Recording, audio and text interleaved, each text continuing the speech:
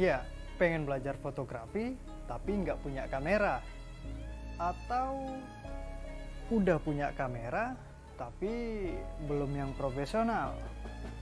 Ya, di mata orang awam biasanya semakin kecil kamera ya belum profesional, tapi semakin gede kameranya disitulah mereka bilang itu fotografer profesional. Nggak gitu teman-teman ya. Tanpa kamera pun kita bisa belajar fotografi. Jadi saya akan kasih tahu ke teman-teman caranya kita belajar fotografi tanpa menggunakan kamera.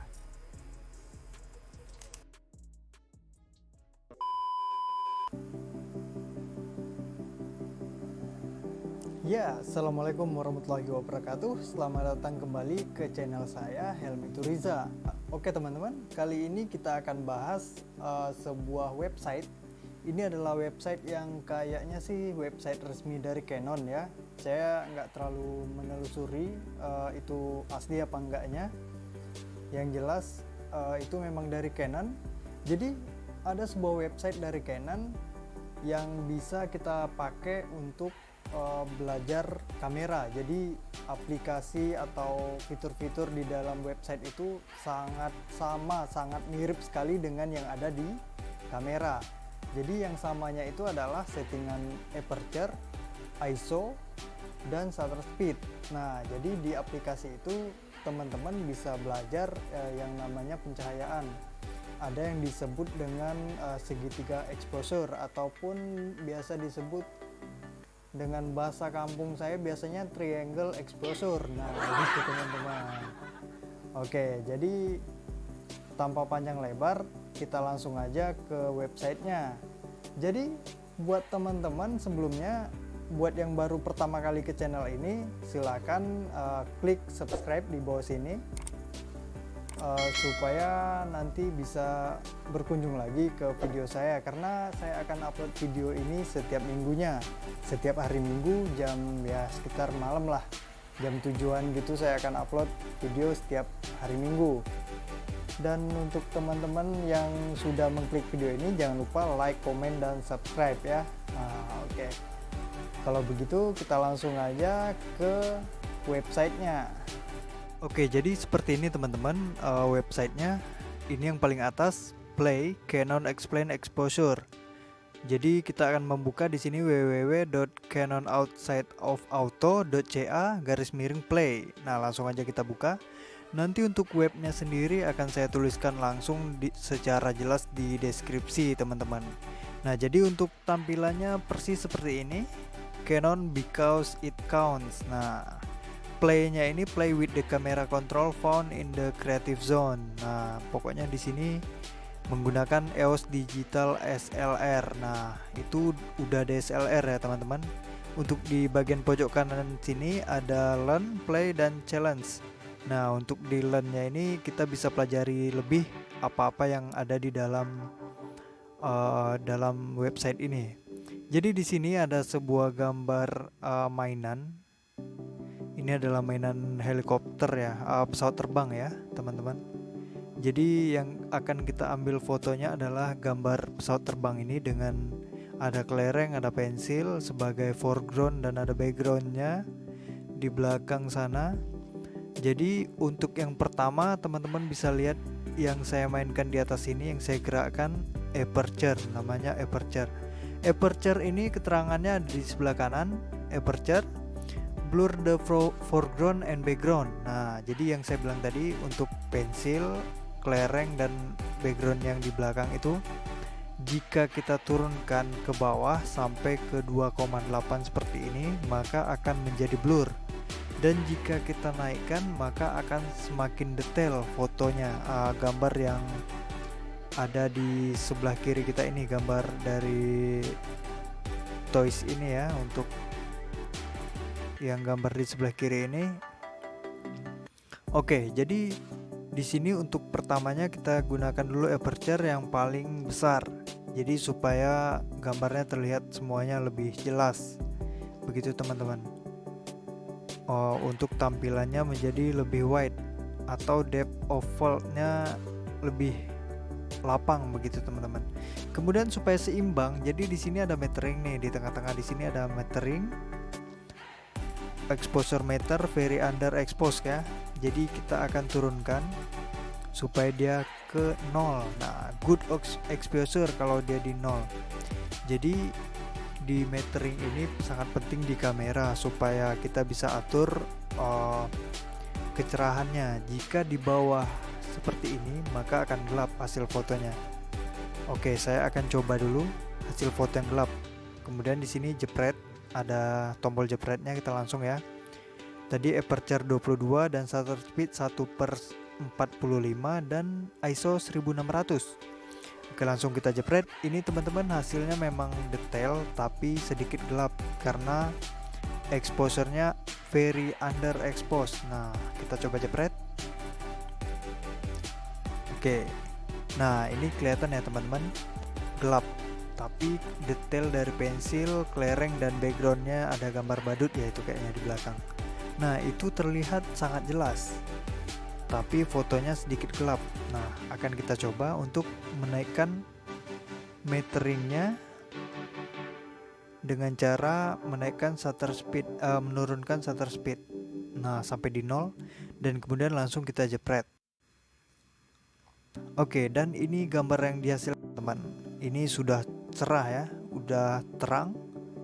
Untuk fotonya semuanya detailnya kelihatan.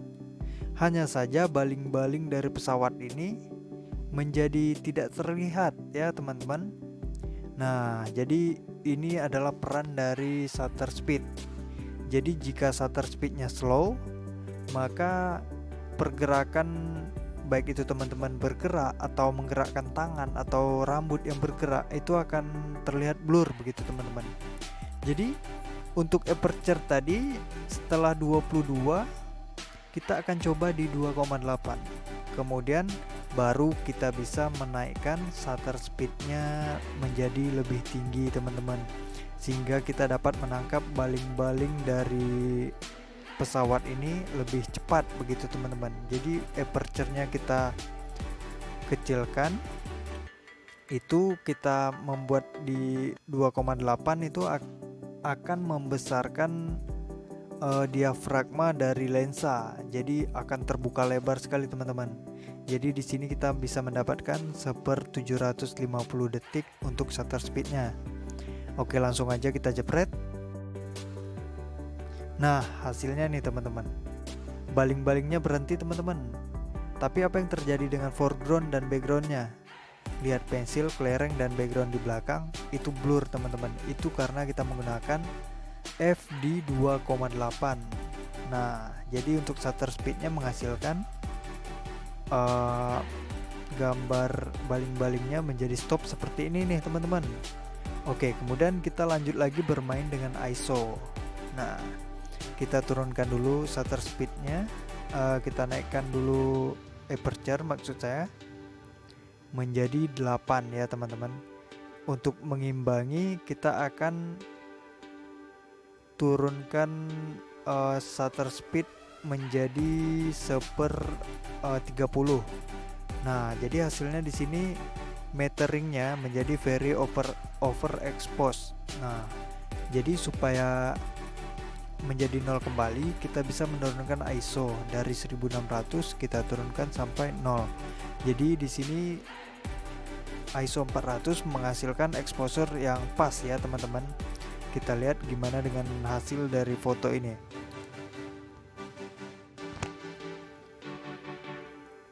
Nah teman-teman, jadi dengan F8 tadi mendapatkan detail dari foreground dan background yang sangat bersih teman-teman. Ya nggak terlalu bersih lah, tapi ini sudah lumayan teman-teman. Pensil dan kelereng di sini. Dan untuk fotonya tidak noise sama sekali. Beda dengan tadi 1600, maka mendapatkan hasil foto yang noise. Nah, kita lihat dulu keterangan di bawah sini. Di sini ada keterangan lagi teman-teman. Nah, digital noise-nya. Jadi jika ISO-nya kita naikkan, maka digital noise-nya akan naik nih teman-teman. Jadi memang menghasilkan foto yang terang, tapi sangat noise begitu teman-teman. saya akan contohkan. Maka untuk mendapatkan meteringnya di 0 akan saya naikkan shutter speednya. Nah, jadi kita mendapatkan shutter speed 750 dan ISO 12800. Jadi di sini akan terlihat motionnya akan sangat terang sekali. Hanya saja di sini akan menghasilkan noise ya, biasanya di 12800. Oke, jadi langsung saja kita jepret. Nah, ini terlihat sekali noise teman-teman. Jadi untuk di pensil dan kelerengnya itu terlihat bintik-bintik ya teman-teman. Jadi detailnya tuh agak kurang dapet gitu. Oke, jadi untuk sepengetahuan saja teman-teman, di sini ada keterangannya image capture with Canon EOS Rebel T4i.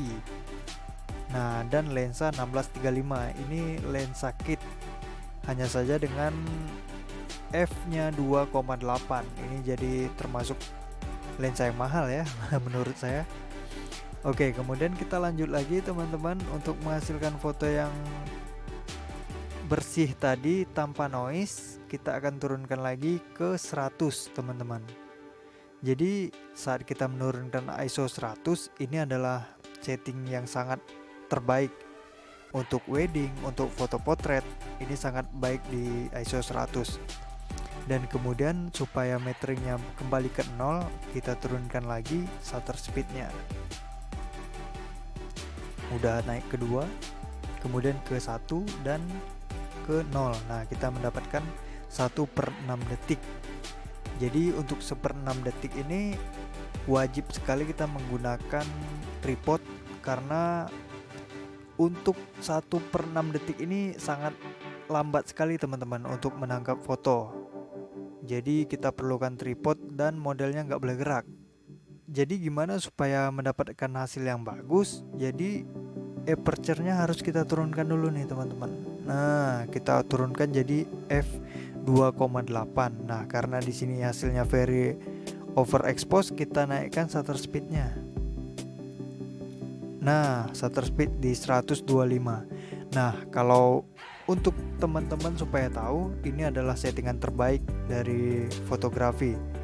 Dengan ISO 100, shutter speed 1/125 dan aperture 2,8. Nah, ini akan menghasilkan foto bokeh, foto yang bening lah pokoknya teman-teman. Jadi kita bisa lihat hasilnya teman-teman. Langsung saja saya turunkan dulu ya. Ini masih meteringnya masih -1. Nah, ini 0 di 1/60 detik. Nah, langsung saja kita jepret teman-teman. Ya, ini yang dihasilkan foto teman-teman. Untuk motion blurnya di baling-baling tidak tertangkap ya teman-teman, karena kita menggunakan 1/60. Tapi untuk noise-nya, ini fotonya tidak ada noise sama sekali. Gimana kalau kita naikkan ke 125? Nah, ini akan menghasilkan slightly underexposed. Ini memang sudah under exposure, tapi hasilnya masih tetap bagus teman-teman, karena masih bisa kita angkat nanti di proses editingnya. Kita jepret. Nah, ini sedikit. Nah, inilah hasil yang biasanya diinginkan oleh para fotografer. Kenapa teman-teman? Karena kita bisa lihat untuk detailnya sangat bagus, tetapi hanya saja agak under exposure karena sedikit gelap ya. Jadi caranya adalah di proses editing. Kita lihat keterangan di bawah sini. Keterangan untuk foto kita ya. Ini adalah good exposure teman-teman. Your ISO setting is giving you a great photo. Nah, settingan ISO Anda memberikan Anda foto yang bagus gitu. Ingat settingan ini katanya for when you are in this type of environment again. Nah, kita harus ingat teman-teman settingan yang kita pakai ini, karena ini menghasilkan foto yang sangat bagus. Kemudian yang kedua, shallow depth of field. Nah, settingan aperture Anda yang sekarang memberikan shot of a narrow depth of field. Nah, memberikan depth of field yang tidak terlalu besar, tidak terlalu wide. Jadi ini bisa menangkap pas-pas di objeknya ini, pesawatnya ini. Jadi pesawatnya ini bagus depth of field-nya, dan motion blur-nya itu terdapat di foreground dan background-nya, di pensil, di kelereng, dan di background di belakang sana. Notice-nya how your subject is sharper than your background. Nah, dan kemudian kita lanjut ke invisible motion. Remember the shutter speed. Anything that move that face will be close to invisible. Nah, jadi shutter speednya memang nggak terlalu bisa menangkap hal yang bergerak seperti ini. Jadi kita harus increase your shutter speed. Jadi kita harus menaikkan shutter speed. Jadi jika kita mengubah shutter speednya, akan wajib sekali kita mengubah aperture dan ISO settingnya. Nah, begitu teman-teman. Nah, untuk yang kita pelajari tadi adalah mode manual, teman-teman. Ini mode manual. Dan di sini juga kita bisa mengganti ke shutter priority. Nah, shutter priority ini adalah untuk memotret cepat, teman-teman. Jadi jika kita sudah mengganti dengan shutter priority, maka aperture dan ISO-nya sudah auto, tidak bisa kita ganti-ganti lagi. Jadi yang kita bisa setting hanyalah speednya. Nah, teman-teman bisa lihat untuk aperture dan ISO-nya berubah sendiri ya, mengikuti pergerakan saya. Nah, jadi untuk motionnya juga terlihat. Jadi supaya kita bisa menangkap baling-baling itu menjadi berhenti, kita ambil di 350 detik, 1/350 detik, dan langsung kita jepret. Nah, baling tertangkap ya teman-teman. Kita bisa lihat di sini good exposure dan shallow depth of field dan show motion. Jadi motionnya tertangkap teman-teman. Jadi benda yang bergerak tadi bisa diangkat. Jadi untuk mendapatkan set foto seperti ini, kita membutuhkan setting seperti ini teman-teman. Shutter speed 1/350, aperture 2,8 dan ISO 800. Begitu teman-teman. Dan kemudian kita untuk menangkap blurnya menggunakan aperture priority atau AV. Ini mode-modenya ada di kamera. Jadi kita akan menangkap di 22 untuk menangkap keseluruhan gambar ini menjadi sangat detail sekali teman-teman. Dan jika kita turunkan ke 2,8, maka yang ditangkap hanyalah objek utama, yaitu dari pesawat terbang ini. Oke, kita tes dulu di 22. Langsung kita jepret. Jadi di sini depth of field-nya di paling kanan ya, berarti nggak ada motion blur di sini. Oke, langsung kita jepret teman-teman. Nah, hasilnya seperti ini teman-teman. Tidak ada blur sama sekali teman-teman. Jadi seluruh detail dari gambar ini terlihat jelas, baik kelerengnya, baik pensilnya, begitu teman-teman. Jadi setting yang kita dapat 1/3 detik, aperture 22 dan ISO 400. Dan kemudian kita turunkan menjadi 2,8, kemudian kita jepret. Nah, hasilnya seperti ini teman-teman. Untuk objeknya sangat jelas sekali, tapi untuk foreground dan backgroundnya sangat ngeblur. Settingannya 1/180, aperture 2,8 dan ISO 400. Begitu teman-teman. Jadi untuk hal ini teman-teman bisa explore sendiri di mode manual. Coba-coba saja teman-teman. Karena di sini sangat gampang untuk mempelajari kamera. Cara-cara memotret dengan kamera. Jadi teman-teman ya kalau belum punya kamera bisa belajar di sini dulu hingga mahir ya teman-teman. Kemudian nanti bisa dipraktekkan saat teman-teman sudah mempunyai kamera. Oke, baiklah teman-teman, sekian dulu dari saya, Helmi Turiza. Jangan lupa like, comment, dan subscribe-nya. Assalamualaikum warahmatullahi wabarakatuh.